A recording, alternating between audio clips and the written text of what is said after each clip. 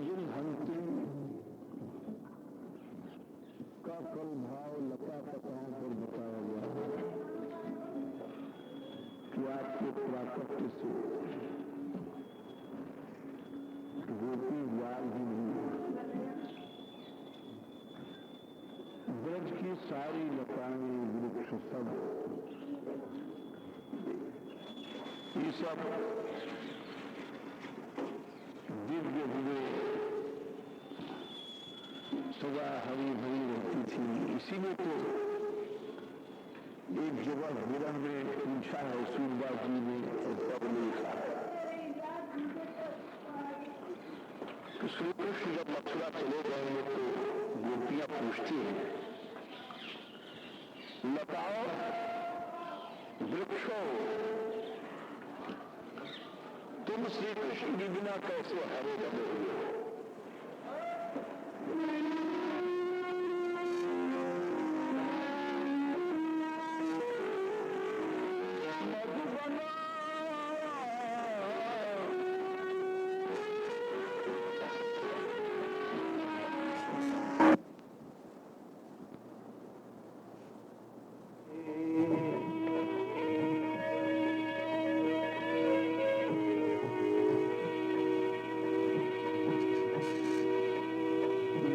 वियोग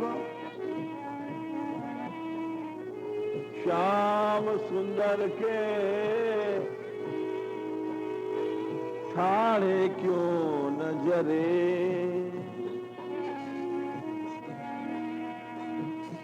मधुबन तुम कस रहत हरे।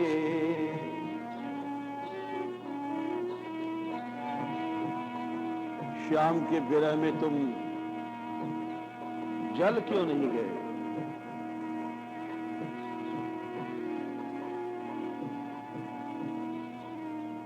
इसका कारण यही है ऐसा पूछने का।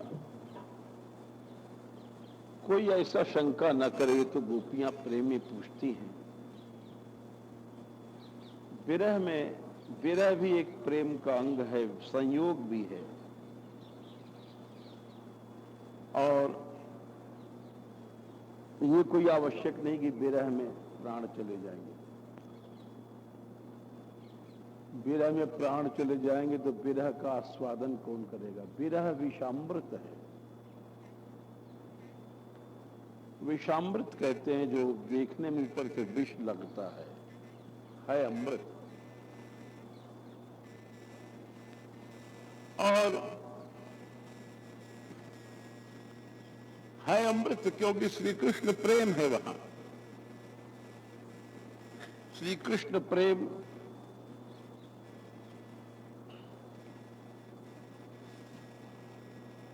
लगता है ऊपर से विरह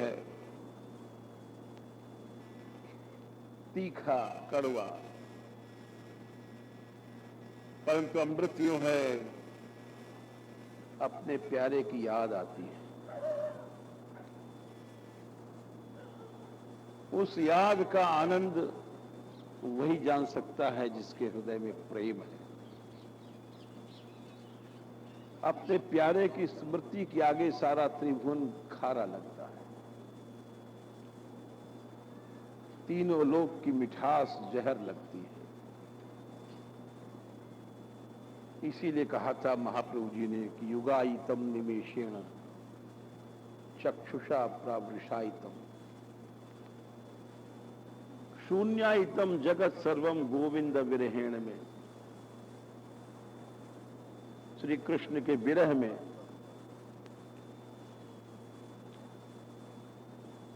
एक निमेष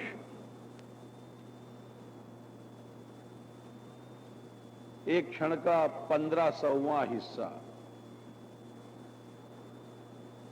युगों की तरह लगता है, लाखों वर्ष की तरह।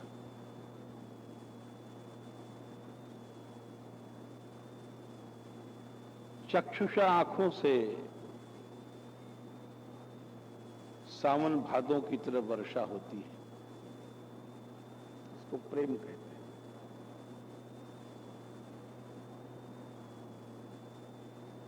शून्यायतम, सारा तीनों लोग सूना लगता है, उसको प्रेम कहते हैं। गोविंद विरहिण। इसलिए विरह में उस विरह की विशेषता को कुछ रसिकों ने यहां तक माना है, यहां तक उसका अनुभव लिखा है विरह का। श्री कृष्ण प्रेम में जो विरह है उसके महत्व को यहां तक लिखा है जिसको कि हम जैसे मूढ़ नहीं समझ सकते हैं, लेकिन जो लिखा है संगम विरह विकल्पे वरमिह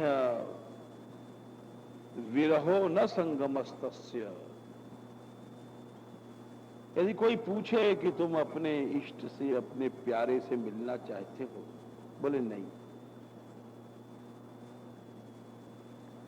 अरे ये कैसा प्रेम है तुम्हारा? बोले यही तो बात है, प्रेम में मिलना कोई जरूरी नहीं है। मोटी अकल के हमारे जैसे लोग सोचा करते हैं कि प्रेम में मिलना जरूरी होता है।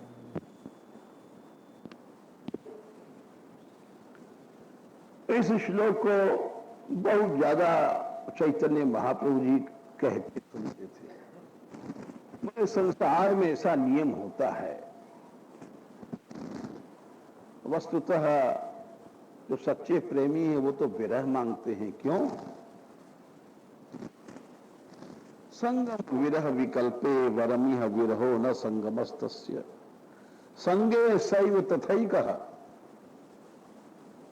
अत्रिभुवन मपि तन्मयम तद विरहे।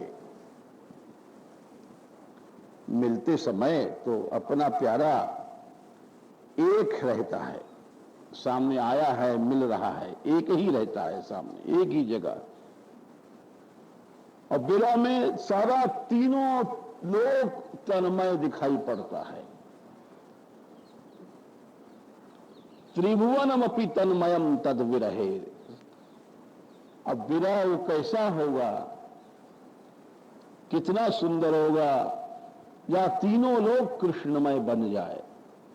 इसलिए उस विरह को विषामृत कहा। वो ऐसा नहीं है। प्रेम एक अलौकिक वस्तु है। प्रेम में प्रेमी की स्मृति में जो आनंद मिलता है, याद में, वो किसी चीज में नहीं मिलता है। मिलना कोई जरूरी नहीं है। इसीलिए किसी को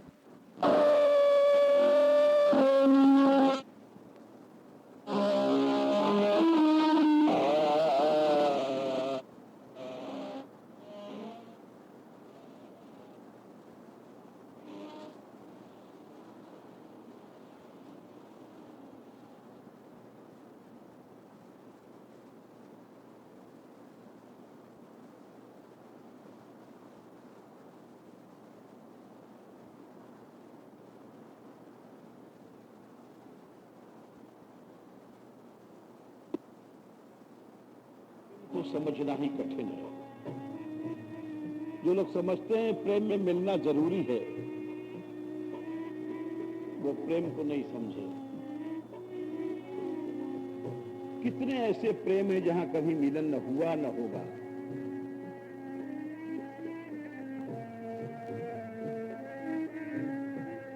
चंदा कहां गगन में रहता,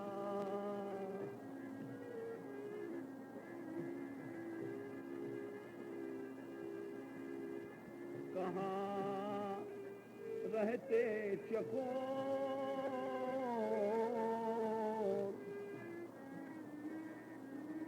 चांद चकोर से कभी नहीं मिलता है। चंदा कहाँ गगन में बसता, कहाँ बसते चकोर।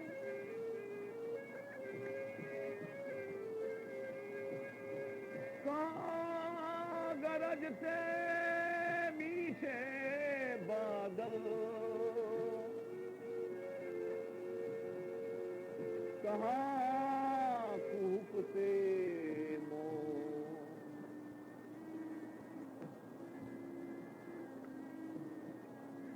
प्रेम का घर है दूर।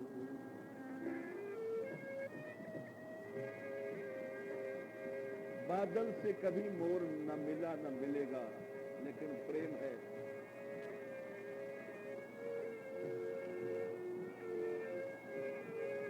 कहाँ गरज से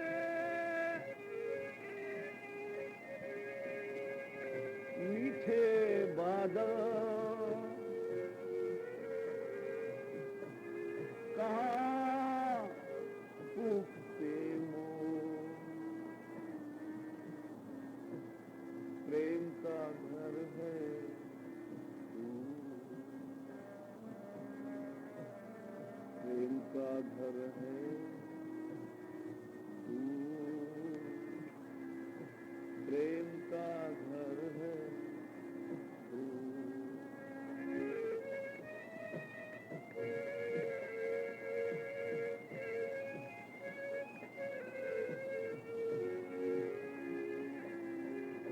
प्रेम सौदागिरी नहीं है कि मनपसंद चीजें उठा लाओ, बाजार से खरीद लो।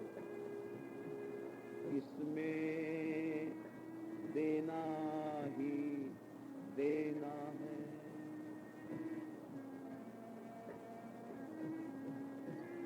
लेना है तो दुख लेना है।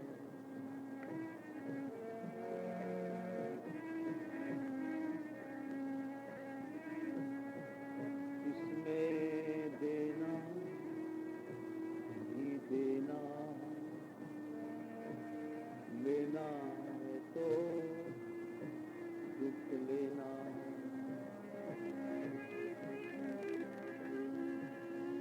जिसने आस करी मिलने की,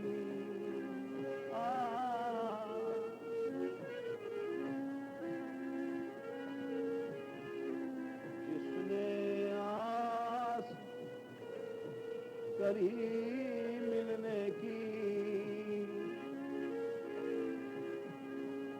रहा सदा मजबूर, प्रेम का घर है दूर, प्रेम का घर है दूर, प्रेम का घर है दूर।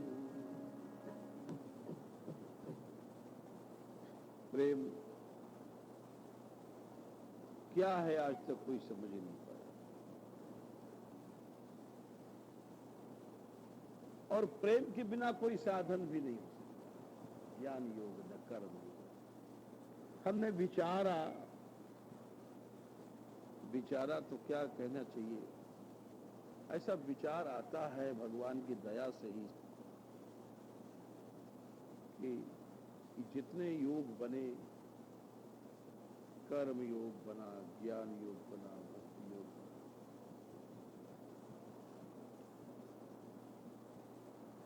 जो लोग समझते हैं कि प्रेम के बिना ये सब योग चल जाएंगे,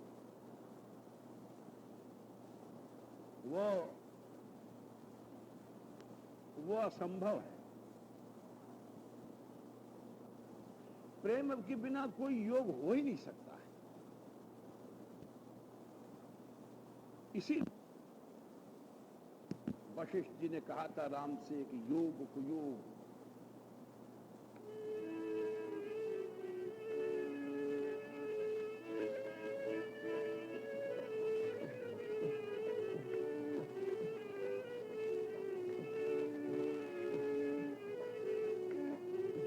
वो धर्म नहीं अधर्म है।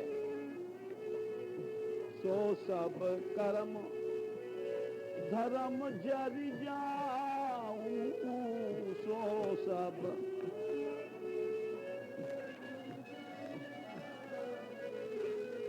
जहन राम पद पंकज भाऊं।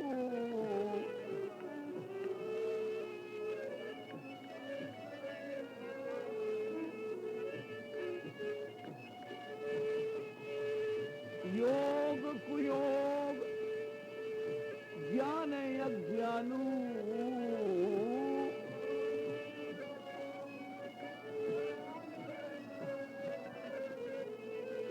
जहन राम प्रेम परधानु जहान राम।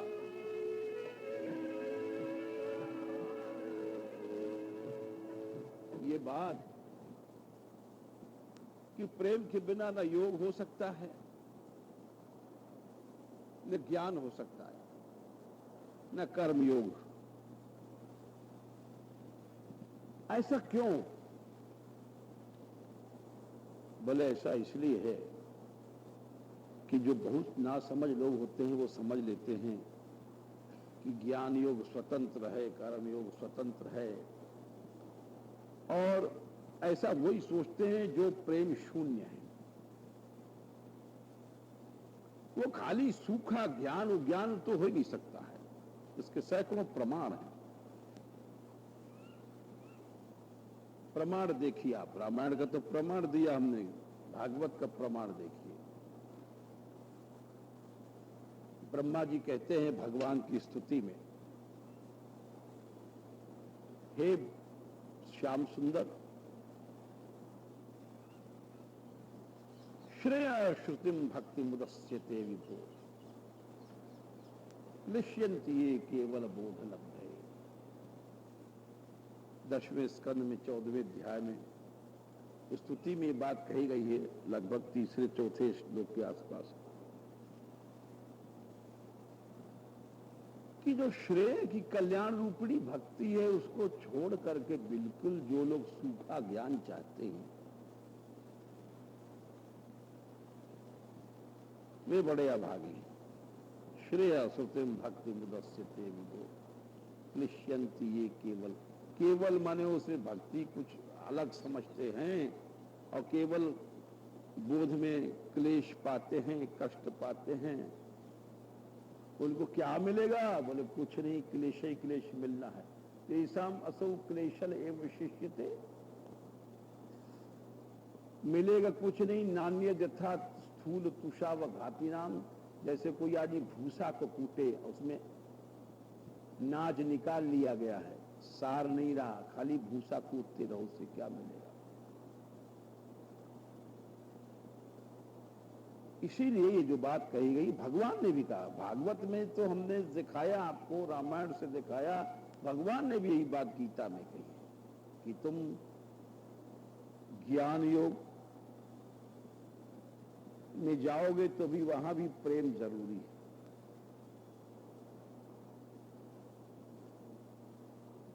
किसी कर्म करोगे प्रेम योग जरूरी है। बोले कैसे? बोले ज्ञानी बनने के बाद भी उसके अंदर करुणा होती है सारे जीवों के लिए, वो रास्ता बताता है कि संसार के जीव कल्याण को प्राप्त हो जाए। ये क्या है? प्रेम है।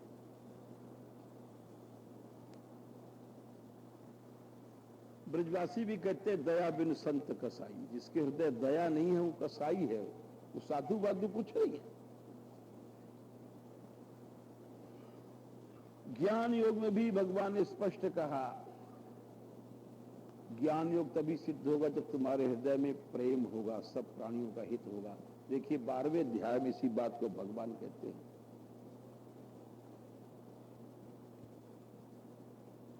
चौथा श्लोक है, इसमें अर्जुन ने प्रश्न किया था, महाराज जो लोग आपकी सगुण भक्ति करते हैं और एक निराकार भक्ति वाले हैं, इनमें श्रेष्ठ कौन है? पहले श्लोक में पूछते हैं, एवं सतयुक्ता ये भक्ता स्वाम परिउपासते ईचाप्यक्षरम अव्यक्तम तेषाम के योग वित्तमा। भगवान ने उत्तर दिया कि देखो श्रेष्ठ तो भाई भगवत भक्त है। मयि आवेश्य मनो ये माम नित्य युक्ता उपासते, नहीं मयि आसक्त मना पार्थ, मयि आवेश्य मनो ये माम नित्युक्ता उपासते। दूसरा श्लोक क्या है? दूसरा, ये पे तो तीसरा बोल रहे हो। हाँ, ये दूसरा है। मई आवेश मनो ईमान, मेरे में जो मन लगा करके नित्य उपासना करता है, श्रद्धया पर्योपेतास ते में युक्त तमाम। सबसे अच्छा तो वो है जो मेरे में मन लगा करके हमारी मीठी मीठी लीला गा करके भवसागर तो अपने आप पार हो जाएगा और उसको हमारा रस भी मिलेगा। जो ज्ञानी लोग हैं, ज्ञान मार्ग वाले हैं, ये तो अक्षरम, तीसरे श्लोक में भगवान बोले अनिर्देश्यम अव्यक्तम पर्युपासते।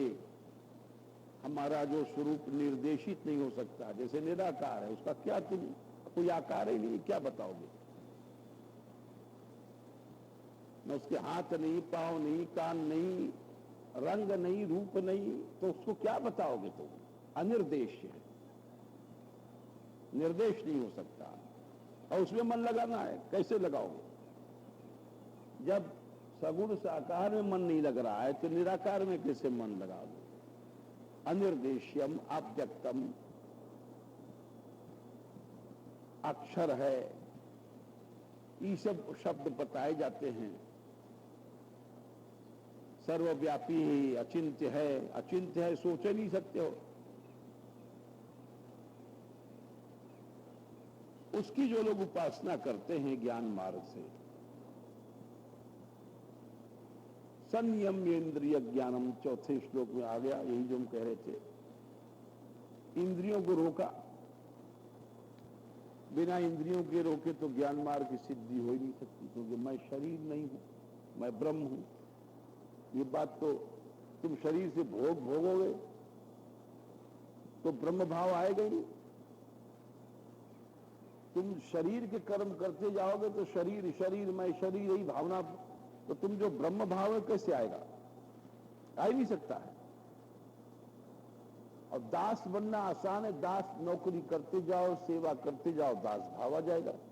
लेकिन भगवान बोले कि ये संयम इंद्रिय ज्ञानम, ज्ञान मार्ग के लिए तो सारी इंद्रियों को रोकना जरूरी है। सर्वत्र संबुद्धि सब जगह रखना जरूरी है, जब भी ज्ञान मार्ग सिद्ध होगा। तब जाकर के मुझको प्राप्त होते हैं। कब? ते प्राप्त मामे और सर्वभूत ही ते रहता। ये आ गया प्रेम। इस प्रेम के बिना ज्ञान मार्ग भी सिद्ध नहीं होगा।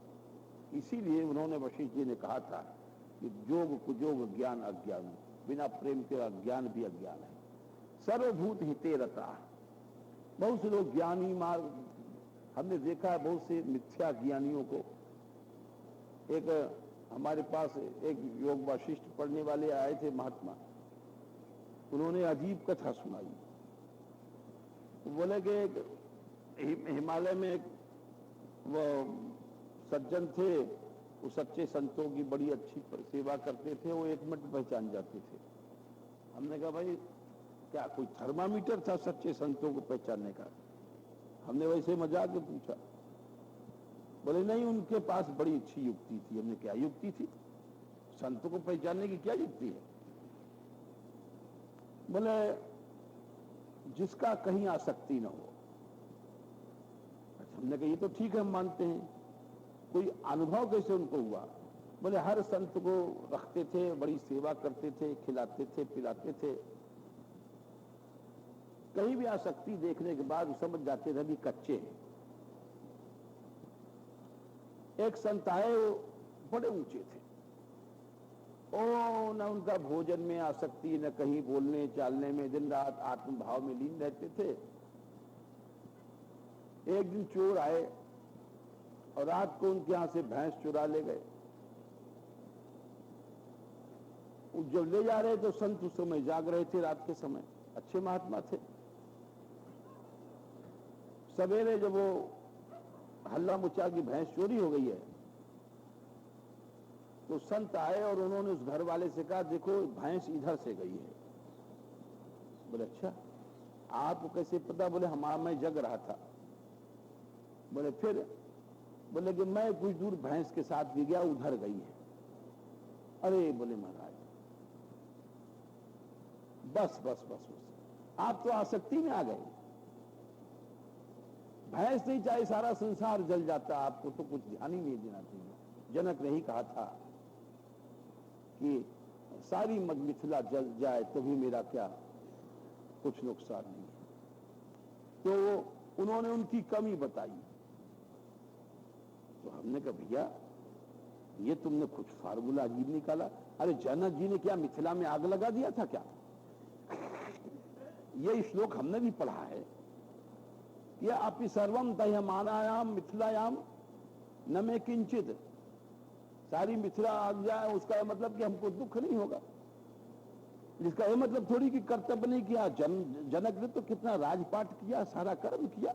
उन्होंने इस जरा सी बात पर महात्मा को फेल कर दिया। ये तुम्हारा ज्ञान मार्ग तो अज्ञान मार्ग है। भगवान कहते हैं सर्वभूत हिते रता।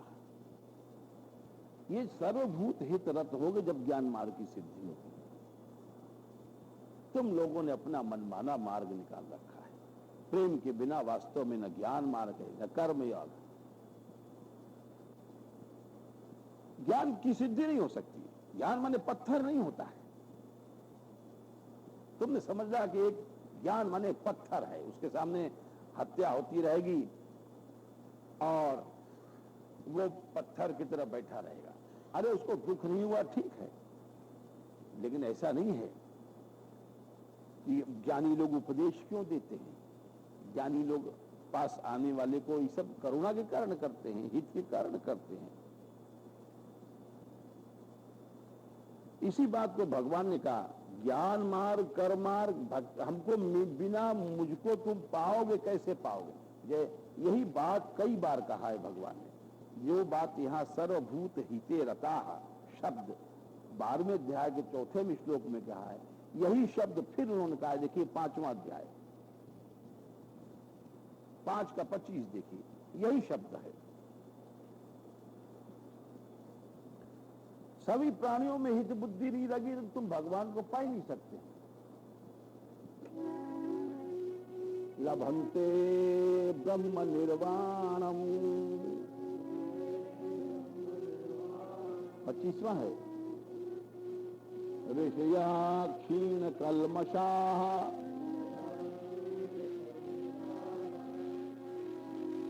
छिन्न द्वैधायतात्मानः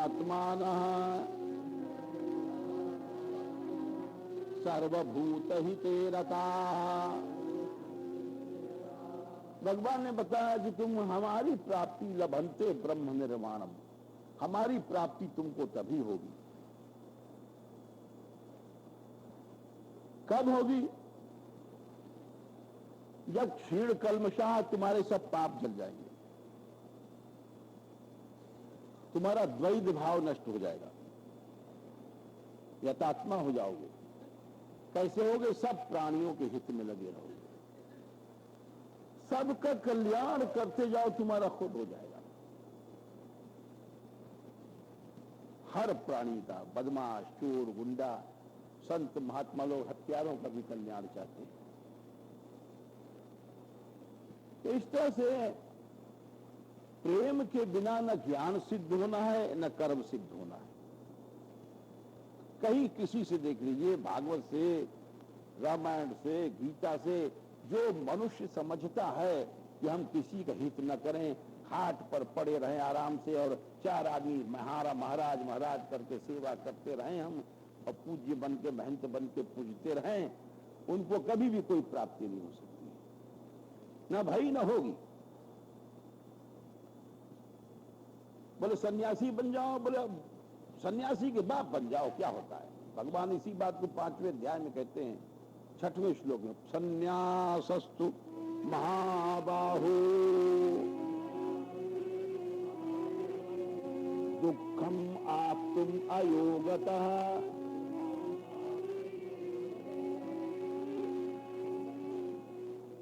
पांच का 6 नहीं, गलत है उनमें क्या? योग युक्तो विशुद्धात्मा